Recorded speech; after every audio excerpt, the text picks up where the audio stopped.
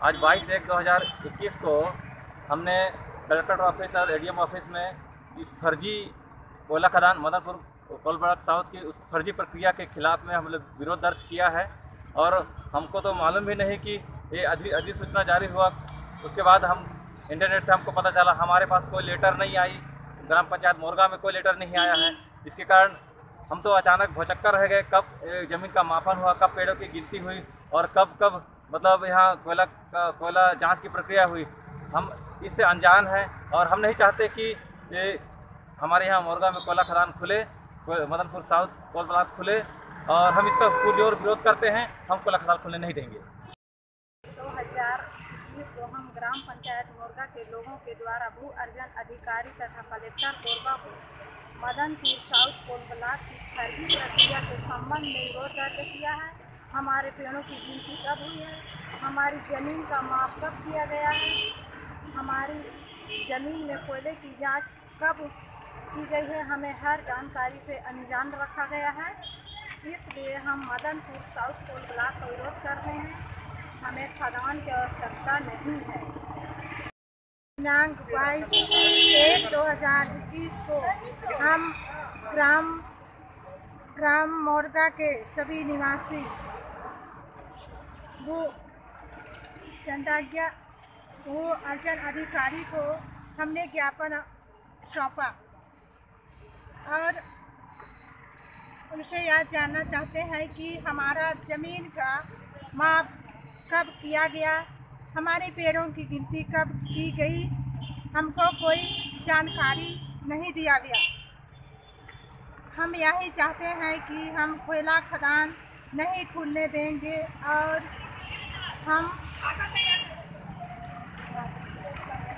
उसका हम विरोध करते हैं। बिना ग्राम सभा बिना जो अधिसूचना जारी हुआ है, भूमि अधिग्रहण दलाल लोग किए हैं, बिना ग्राम सभा बिना अनुमति बिना कोयला खदान खोलने का भूमि अधिग्रहण निकाले हैं। उसके लिए हम लोग विरोध करना चाह रहे हैं। तो ये सब हमारी रूढ़ी प्रथाएं हैं और इनको सुरक्षित रखने के लिए हमारे पूर्वजों की बनाई हुई जो व्यवस्था है, उस व्यवस्था को सुरक्षित रखने के लिए इस क्षेत्र को अनुसूचित क्षेत्र घोषित किया गया है कि इसको सरकार को इसको सुरक्षा देना है, इसे किसी भी तरीके से खत्म नहीं होने देना है। लेकिन यदि यहाँ खदान आता है तो क्या ये सब बचेगा? नहीं बचेगा। तो भारत के संविधान ने जो हमारे देश की सरकार को, राज्य सरकार को और केंद्र सरकार को जो जिम्मेदारी दी है, उस जिम्मेदारी से दोनों सरकारें पीछे हट रही हैं। दोनों सरकारें इसको सुरक्षित रखने के बजाय इसको खत्म करने का काम कर रही है, संवैधानिक अधिकारों का हनन कर रही है और संवैधानिक अधिकारों से हमें वंचित करने का काम दोनों सरकारें मिलकर कर रही हैं। अब ये जो हमारे देवालय हैं, ये जो हमारी रूढ़ी प्रथाएं हैं, इन्हीं प्रथाओं की वजह से हमारे क्षेत्र को अनुसूचित क्षेत्र का दर्जा मिला है और इनको मानने वाले लोग जो यहाँ हैं, उन लोगों को अनुसूचित जनजाति की पहचान मिली है। अगर आप अपनी जमीनें दे दोगे तो आपकी ये पहचान हो जाएगी, आपकी ये पहचान खत्म हो जाएगी, क्योंकि आपके देवालय इस गांव को, आपके देवालय, आपकी रूढ़ी प्रथाएं ही इसका प्रमाण है कि इन अनुसूचित गांवों को बसाने वाले लोग आप आदिवासी लोग हैं। और वो इस बात के भी प्रमाण है कि ये जब अनुसूचित क्षेत्र को इन आदिवासियों ने बसाया है, इसी वजह से इनकी पहचान अनुसूचित जनजाति की है, ये आदिवासी माने जाते हैं। ये आदिवासी पहचान आप खो देंगे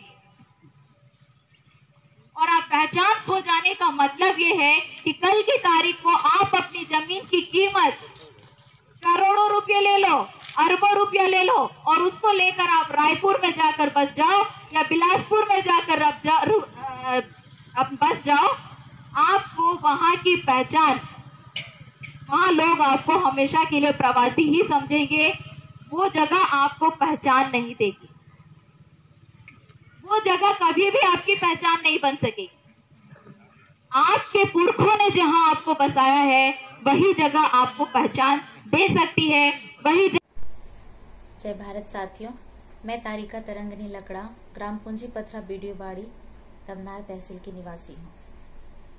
साथियों, आज मैं भारत सरकार पर एक सवाल खड़ा कर रही हूँ। भारत सरकार के द्वारा 24 दिसंबर 2020 को ये राजपत्र जारी किया गया, जिसमें कोरबा जिले के पौड़ी उपरोड़ा ब्लॉक के मदनपुर साउथ कोल ब्लॉक के लिए अधिसूचना जारी की गई है, जिसमें मोरगा ग्राम पंचायत में ये मदनपुर साउथ कोल ब्लॉक आने वाला है और इसमें लोगों की जमीनों के अधिग्रहण के लिए अधिसूचना जारी की गई है। भारत सरकार का कहना है कि पंचायत में सभी लोगों को सूचना देकर सरकार के द्वारा इस क्षेत्र में कोयले की जांच की गई है और इसमें लोगों के जमीनों का नाप किया गया है और पेड़ों की गिनती की गई है। जबकि हकीकत यह है कि वहां ग्रामीणों को पता ही नहीं है कि उनकी जमीनों का नाप कब किया गया, उनके क्षेत्र में कोयला है इसकी जांच कब की गई और इनके पेड़ों की गिनतियां कब की गई। इस राजपत्र में साफ साफ लिखा हुआ है कि ग्राम पंचायत के लोगों को सूचना देकर उनकी अनुमति के से ही ये जांच की गई है और जांच में ये पाया गया है कि इस क्षेत्र में पर्याप्त कोयला है और सरकार को देश के लिए उस कोयले की जरूरत है और इसलिए सरकार लोगों की जमीन, वन भूमि का और राजस्व भूमि का यहां अधिग्रहण करने जा रही है। इसके बाद में वहां के सरपंच, उप सरपंच, पंचों और ग्रामवासियों ने, पंचायत के सभी लोगों ने वहां सभा लगाई, जिसमें मुझे भी बुलाया गया था। तब उन्होंने ये बताया कि यहाँ हमें किसी भी तरीके की जानकारी नहीं दी गई है, बल्कि हमारे यहाँ जब बाहरी लोग आकर पेड़ों की गिनतियां कर रहे थे, जमीन का नाप कर रहे थे, तो हमारी जानकारी के बगैर ये बाहरी लोग यहाँ आए हुए हैं, ऐसी शिकायत हमने कलेक्टर को लिखित तौर पर दी हुई थी और उन्होंने उसकी कॉपी भी मुझे दिखाई। जिसके बाद अब जो ये अधिसूचना 24 दिसंबर को जारी की गई है, इसमें लिखा हुआ है कि अधिसूचना जारी होने के 30 दिन के अंदर ग्रामवासियों को, भू अर्जन अधिकारी को, यदि कोई आपत्ति है तो वो भू अर्जन अधिकारी को अपनी आपत्ति जाकर दे सकते हैं। और इस अधिसूचना के विषय में भी सरकार के द्वारा क्षेत्र के लोगों को, किसी भी प्रभावित पंचायत के लोगों को ये राजपत्र ना तो दिया गया, ना ही राजस्व विभाग के द्वारा या भू अर्जन अधिकारी के द्वारा संबंधितों को किसी तरीके का पत्र व्यवहार किया गया कि यदि उन्हें आपत्ति है, उनकी जमीन अधिग्रहण में जा रही है, तो वो अपनी आपत्ति कर सकते हैं। इस पत्र को हमने इंटरनेट के जरिए, भारत का राजपत्र ये जो मेरे हाथ में है, ये हमने इंटरनेट के जरिए हमारे हाथ में आया और फिर 24 दिसंबर से लेकर 24 जनवरी तक का जो 30 दिन का समय था, उसमें हम 22 जनवरी को हमने भू अर्जन अधिकारी के पास जाकर, मैं खुद गई थी और गांव के लोगों के साथ में मैंने सभा किया, उन्हें सारी जानकारी बताई इसके विषय में और फिर सारे लोगों ने मेरे साथ मिलकर भू अर्जन अधिकारी को यह आपत्ति दी है कि हमें इस पूरी प्रक्रिया में शामिल नहीं किया गया। हमें अनजान रखा गया, किसी तरीके की हमें जानकारी नहीं दी गई। हमारी जमीन का नाप कब किया गया, हमारे क्षेत्र में कोयले की जांच कब की गई, हमारे पेड़ों की गिनती कब की गई, इसके लिए हमारी परमिशन के बगैर केंद्र सरकार ने ये जांच की है और राज्य सरकार ने केंद्र सरकार को इस तरीके से चोरी छिपे जांच करने में पूरी मदद की है।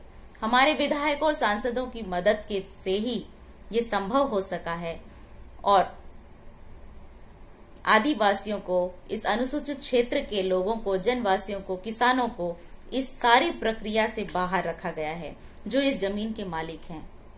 जमीन के मालिकों को किसी भी तरीके की भनक भी नहीं लगने दी गई और 24 जनवरी लास्ट डेट थी और 24 जनवरी को अभी रविवार था, 23 जनवरी को शनिवार था। 22 जनवरी को लोगों ने जाकर भूअर्जन अधिकारी को ये अपनी तरफ से आपत्ति दी है कि हमें किसी भी जानकारी को हम खदान चाहते हैं या नहीं चाहते हैं ये भी हमसे नहीं पूछा गया। हमारे क्षेत्र का कोयला हम सरकार को देना चाहते हैं या नहीं देना चाहते हैं ये भी हमसे नहीं पूछा गया। हमारे पेड़ों की कीमत, हमारी जमीन की कीमत, हमारे कोयले की कीमत सरकार हमें क्या देगी, जिसके बारे में भी ग्राम सभा से चाहे ग्राम पंचायत से किसी भी तरीके की कोई भी चर्चा नहीं की गई। और 24 तारीख को आपत्ति देने की तारीख समाप्त हो रही है। इसके विषय में भी, इस राजपत्र के विषय में भी गांव के लोगों को, पंचायत के लोगों को, प्रभावित पंचायत के लोगों को, किसी को भी न सरकार के किसी भी विभाग के द्वारा या भू अर्जन अधिकारी के द्वारा कोई भी किसी भी तरीके की जानकारी नहीं दी गई।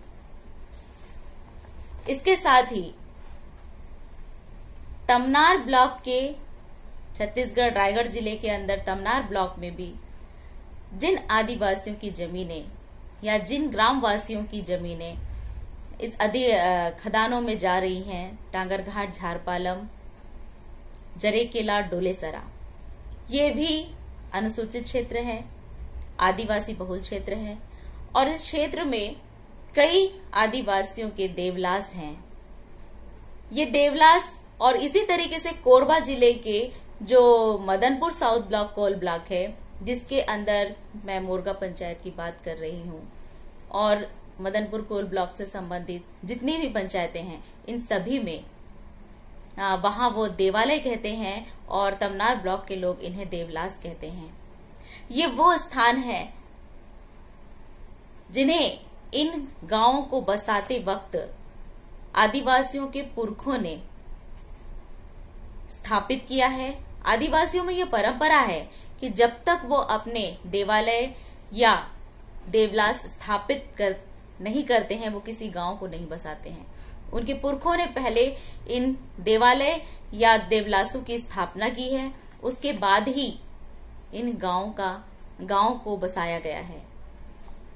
और इन गांवों को बसाने, इसका मतलब है कि जब से गांव बसा है तभी से देवालय भी हैं या देवलास भी हैं। और इन्हें बसाने के बाद से आज तक देखा जाए तो ये सारे गांव कम से कम 400, 500 या कुछ गांव उससे भी अधिक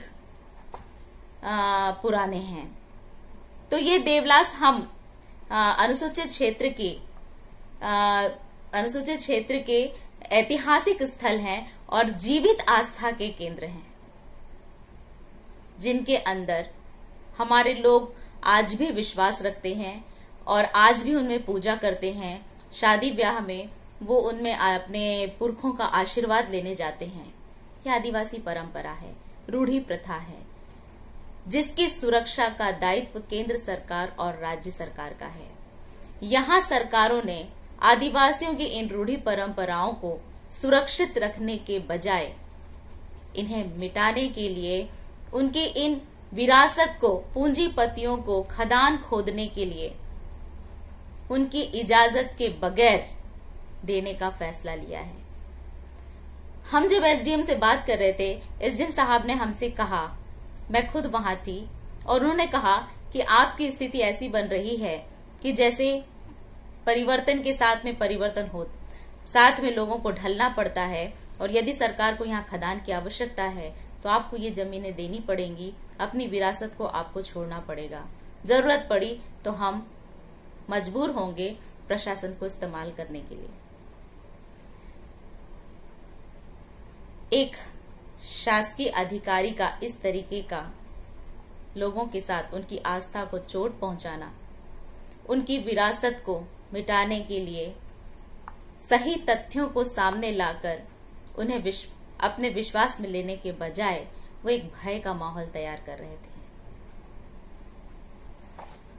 तो साथियों, हमने अपनी आपत्ति में यही बात रखी है कि ये देवालय और ये देवलास जो है, ये इस बात का प्रमाण है कि इन अनुसूचित पंचायत को, हमारे गांव को, पंचायतों को हमारे पुरखों ने बसाया है, जिसकी वजह से ये क्षेत्र अनुसूचित क्षेत्र कहलाता है और इनको बसाने वाले लोग अनुसूचित जनजाति कहलाते हैं।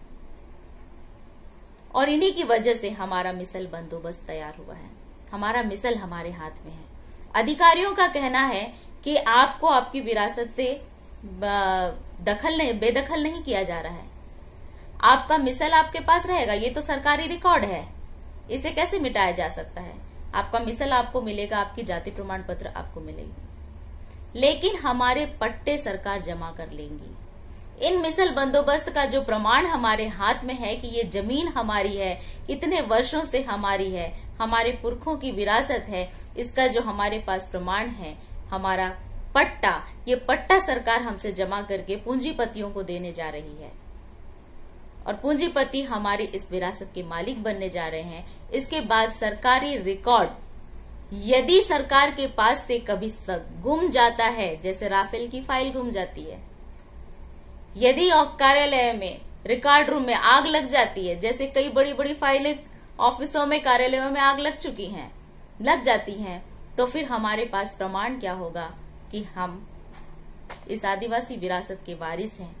फिर हमारा मिसल हमें कहां से मिलेगा, फिर हमारी पीढ़ियों को हमारे जाति प्रमाण पत्र कहां से मिलेंगे, फिर हमारे देवलास जो हमारे पुरखों ने बसाए हैं आज हमारे हाथ में, मान लो ऐसी कोई घटना नहीं घटी, हमारे हाथ में आज मिसल बंदोबस्त है, हमेशा के लिए रिकॉर्ड है और वो हमें दे दिया जाएगा, लेकिन हमारी विरासत, हमारे पुरखों ने हमें जहां बसाया है, जिसकी सुरक्षा का दायित्व केंद्र सरकार और राज्य सरकार को भारतीय संविधान ने दिया है, उस जगह पर कागज पकड़कर हम घूमते रहेंगे सारे समय। हमारी पीढ़ियां कागज पकड़कर घूमेंगी कि ये देखो मिसल, हमने इस गांव को बसाया है, हम यहाँ के वारिस हैं, हम यहाँ के हम ही यहाँ की पीढ़ियां हैं, इस जगह के वंश हम हैं। यह हम कागज पकड़कर घूमेंगे, लेकिन उन जगहों पर बड़े बड़े बोर्ड लगे होंगे, बड़े बड़े गेट लगे होंगे जो अदानी, जिंदल, अंबानी जैसे लोगों के नाम पर होंगे और वहां हमें घुसने भी नहीं दिया जाएगा। हमारे देवालयों को समाप्त कर दिया जाएगा। हमारे पुरखों के आशीर्वाद से हम वंचित होंगे। भारत के संविधान में पंचायती राज समाप्त हो जाएंगे, पंचायतें समाप्त हो जाएंगी।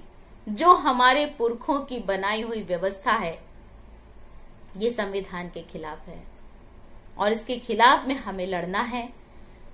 Korba Madanpur south coal block के लोगों ने इस बात को समझा है और उन्होंने इस पर लड़ने का फैसला भी लिया है, जिसके बाद हमारी आपत्ति देने के बाद 23 तारीख को पौड़ी उपरोड़ा से भू अर्जन अधिकारी के द्वारा एक नोटिस सभी पंचायतों में भेजा गया है कि दिनांक 27 तारीख से लेकर दिनांक 2 फरवरी तक इन पंचायतों में सभी गांवों में ग्राम सभाएं लगाई जाएंगी और इस बात का ध्यान रखा जाए कि अधिक से अधिक लोग इन ग्राम सभाओं में उपस्थित हों, ताकि लोगों पर प्रेशर डालकर उस ग्राम सभा में लोगों की उपस्थिति बताकर वहां पर इन खदानों के लिए उनकी सहमति ली जा सके। तो ये तो एक धोखा है। 24 जनवरी तक आपने समय दिया था आपत्ति के लिए। 24 जनवरी के बाद इस विषय पर ग्राम सभा करने का क्या अर्थ है? पहली बात। दूसरी बात, हमारी आपत्ति देने के बाद वहां के सांसद चरणदास महंत जी के द्वारा अखबार में यह न्यूज आई कि ग्राम सभा की सहमति के बगैर भूमि अधिग्रहण ना किया जाए। तो मेरा सांसद महोदय से एक सवाल है कि आपकी अनुमति के बगैर ये राजपत्र कैसे जारी हो गया? आपकी सहमति के बगैर ये राजपत्र कैसे जारी हो गया? उस क्षेत्र के विधायक से मेरा सवाल है कि आपकी सहमति के बगैर वहां पर ये लोगों के पेड़ों की गिनतियां, लोगों की जमीन के नाप कैसे हो गए? और अब अगर आपके पास ये बात जाती है तो आप इसका विरोध करके, इन खदानों का विरोध करके आप इस राजपत्र को खारिज क्यों नहीं करवा देते हैं, रद्द क्यों नहीं करवा देते हैं? क्योंकि ये बिना ग्राम सभा के इस तरीके का केंद्र सरकार ने चोरी से लोगों की जमीनों में जांच किया है और लोगों की जमीनों को वो उन्हें अनजान में रखकर उन पर जबरदस्ती करके उनकी जमीनों को छीनने का काम कर रहे हैं और राज्य सरकार इसमें केंद्र सरकार का साथ दे रही है। ये मेरा आरोप है। तो साथियों, पंचायती व्यवस्था जो है ये हमें भीख में नहीं मिली है। हमारे पुरखों की व्यवस्था है कि इस अनुसूचित क्षेत्र को किस तरीके से सुरक्षित रखा जाए और इसके लिए उन्होंने भारत सरकार के साथ में जो अनुबंध किए हैं, अपने आप को भारत संघ राज्य में शामिल करने के लिए, ये उन अनुबंधों के आधार पर हमें मिला हुआ अधिकार है और इसे सरकार अब हमसे छीनने जा रही है। सरकार हमें धोखे में रखकर हमारे अधिकारों का हनन कर रही है, हमारी पहचान मिटाने का कार्य कर रही है, हमारी ऐतिहासिक धरोहरें मिटाने का काम कर रहे हैं। जिस तरीके से तमनार ब्लॉक में इसके लिए हमने जांच की मांग की थी और छत्तीसगढ़ मुख्यमंत्री के द्वारा रायगढ़ जिला कलेक्टर को इसके लिए आदेशित किया गया था, इसमें जांच हुई। रायगढ़ जिला कलेक्टर के द्वारा जांच दल का गठन किया गया और जांच दल के द्वारा जो पंचनामा तैयार किया, पंचायतों में जाकर के झूठा पंचनामा तैयार किया गया और सरपंचों को, बैगाओं को, गांव के गौटियाओं को, जिनके गौटिया पट्टा हैं, जो विशेष तौर पर इन देवालयों के मालिक हैं, उन्हें धोखे में रखकर इस जांच दल ने गलत पंचनामा, झूठा पंचनामा तैयार किया और उनके हस्ताक्षर लिए गए क्योंकि वो ज्यादा पढ़े लिखे नहीं थे, जिससे उन्हें शब्दों में उलझाया गया। इसकी जानकारी भी हमने मुख्यमंत्री जी को दी है कि इस तरीके से जो झूठा पंचनामा बनाकर लोगों को ठगा गया है, हमारे देवालयों को, ऐतिहासिक जो हमारे जीवित आस्था के केंद्र हैं, उसे हमसे छीनने के लिए जो उद्योगपतियों से भ्रष्टाचार के द्वारा घूस लेकर के आए हुए अधिकारियों ने जो झूठा पंचनामा तैयार किया है, उन पर सही कार्यवाही होनी चाहिए और हमारे ऐतिहासिक स्थलों को मिटाया नहीं जाना चाहिए। हमारे पुरखों की विरासत हमसे छीननी नहीं चाहिए। हमारे पुरखों की विरासत के हमेशा हमें मालिक रखा जाए और हमारी पहचान हमारे हाथों में रहने दी जाए। ये मांग हम करेंगे। हमें इसके लिए लड़ना होगा साथियों, हथियारों से नहीं, कलम से लड़ना होगा, बातचीत के जरिए लड़ना होगा और हमारे अधिकार के लिए हमें अपनी आवाजें सभी जगह के, छत्तीसगढ़ के सभी उद्योगों और खदानों से प्रभावित लोगों को इस बात के लिए एक होना पड़ेगा। मैं जहां भी जा रही हूं, मैं लोगों को अपने इसी विरासत की सुरक्षा के लिए एकत्रित कर रही हूं। संघर्ष के माध्यम से मैं लगातार ये आंदोलन चला रही हूं, लोगों से मिल रही हूं, सरपंचों से मिल रही हूं, गांवों में बैठक ले रही हूं कि यदि हमने ये कदम नहीं उठाया तो हमारी पंचायतें समाप्त हो जाएंगी। हमारे पुरखों की, आदिवासी जो जनवासियों की पंचायतों में रहने वाले लोगों की जो पुरखों की व्यवस्था है वो खत्म हो जाएगी। इसके साथ ही हमारी पहचान भी समाप्त हो जाएगी। साथियों, इस विषय पर लोगों को साथ लेने के लिए आप मेरे इस बातों को ज्यादा से ज्यादा लोगों को शेयर कीजिए, इसे लाइक कीजिए ताकि हमारे लोगों को हम जल्द से जल्द जगा सकें। ऐसा ना हो कि एक दिन सब कुछ हमारे हाथ से समाप्त हो जाए तब हमारी आंखें खुले। आज के लिए इतना ही। जय भारत। तो बीच में बेटा